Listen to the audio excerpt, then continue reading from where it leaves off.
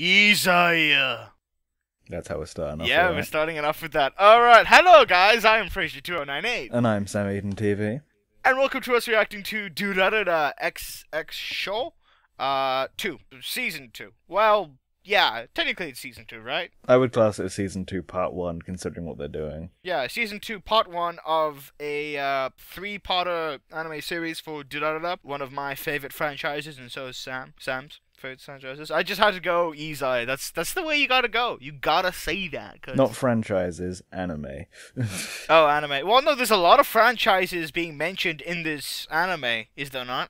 In this specific episode? Yes. I noticed maybe 2 or 3. I noticed that they referenced Lupin the Third, Yeah. Irregular Magic School. That's 2. I can't remember the other one. Well, they technically referenced their own work, Baccano. They referenced SAO, I think.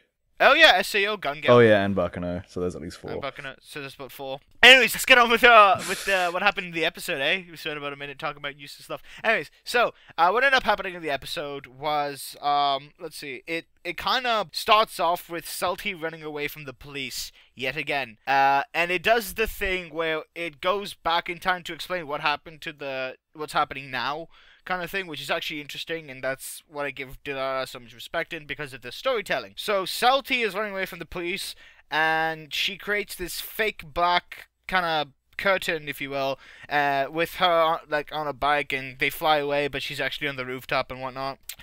And then the opening. The opening is pretty good. It's not as good as the other openings in my opinion. Like the first opening, in my opinion, is always the best. You apparently like the second one. I personally prefer the second one to the first one. Yes, but what about now? Because I don't really like it as much compared to the other openings. Yeah, this is the weakest opening in terms of song-wise. In terms of like, actually, I would say in terms of the actual opening, like visuals as well, I'd say it's the weakest. Yeah, exactly. So anyways, after the opening, which was okay, we get introduced to, well, it's like these snippets of new characters, and people who have read the novels probably knows who these characters are, but we as the audience who haven't don't know. So we've yet to see them. There's a lot of, it's doing the thing where there's a lot of kind of short these stories happening, but they're probably all gonna connect one way or another. Like there's this murder where this guy wears different masks, like a dinosaur, a sea monster, and whatever, and he just kills people. It's like, what, the 5th time or the 3rd time this has happened, something like that. The other thing that's happening as well is Salty's getting experimented on, and Shinra's father managed to get a hot blonde. I don't see how. The guy's fucking old. He must really have a good-looking face. Must have a really good-looking freaking face. Jesus Christ. Anyway, so yeah, Salty gets like up to 1,000,000 yen a week, just getting experimented on, and she may or may not marry Shinra, and the father's giving her his blessing and whatnot. Our favorite douchebag is back, Isaiah. I say douchebag, and you guys can't really say he's not a douchebag, because he is a douchebag. Yeah, he's a straight-up douchebag. Straight-up douchebag. Our favorite douchebag is back. He's with Nami, and they're just kind of talking. He's not really doing much for the first episode, which is fine, because I hope he does stuff later. You see bits of Shizuo's brother just kind of talking on the TV, and how he's such a serious actor. We get introduced to another character. His name is Jack O'Lantern. He's an American movie producer, I assume. He's working with Shizuo's brother, and then Shizuo sees his brother on the big screen, and he's like, oh yeah, the reason I keep a straight poker face is because I don't like to be like my brother, but I still respect him. And Shizuo's like, yeah, I'm sure you do. So after that happens, you see like a bit of like, Russia sushi, like a glance and nothing else. Then you get to see Henri with the guy. I want to say it's not Maso Mikita. I forgot his name. Oh, Mikado Ryugamine. That's his name. It's been a long time. So Henri and Mikado, and they're just kind of talking, and then they run up and they get to see the Black Rider, and his last words are, nothing has changed. And it's true, nothing really has changed, apart from the fact that we are getting introduced to some new characters. Alright, so, now for our initial reaction. Sam, you get to go first. I liked this episode quite a bit. Explain. Well, it focused on, maybe not my favourite, but I was a big fan of Salty from Season 1. Like, maybe besides Isaiah and Shizuo, she might have been my favourite character. Those were like top tier.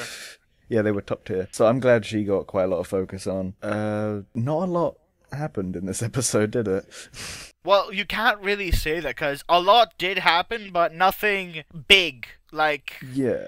Like Salty's still running away from that police officer who's still batshit insane. Shinra's still moving over Salty. Mikado didn't really do much. Thank God. I hope they don't really focus on the least interesting characters in this goddamn show. Let's see. I just, because Masao Mikita left them to be with his girlfriend, and he's living with her somewhere. Let's see. Oh yeah, Salty has like what 10 million yen to her name, so that's gonna be interesting to see. People just trying to grab her. Oh, that's gonna be disturbing.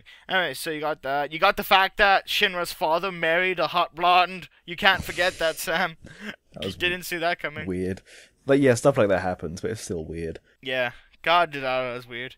What else happened in this episode that's really noteworthy? Apart from the fact that we get introduced to these little characters.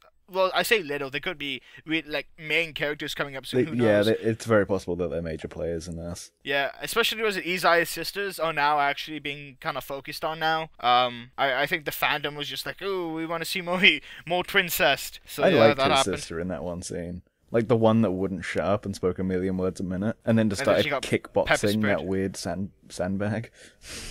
Yeah. Anyways, what else is there? I can't really. Like the thing is with Durarara, a lot's gonna end up happening. Before we realize it. Yeah, that wouldn't surprise me.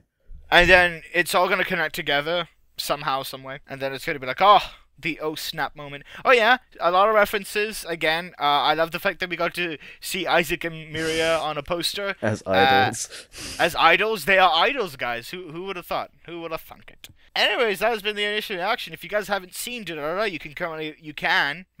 can at the time of this recording can watch it on Crunchyroll, the subbed and the dub. They did release the dub. Only 24 episodes of the dub. The OVA is not dub, so you may want to watch it on a different site. I take it you mean season 1 dub. Yeah, season 1 dub. That's what I Okay. mean. Yeah, you can also watch this subbed, but if you're not a subscriber, you're gonna watch it a week after, and no one's gonna freaking do that. So anyways, yeah. So I've been Fisher2098. I've been Sam Eaton TV. And we shall see you in Russia Sushi later. That was a terrible impression. That was the worst. I'd like to point out it's a white guy doing a black guy's Russian impression. I don't care. In the dub. It's better than yours. The dub. Yeah, whatever. We'll see you guys later. Bye. Bye.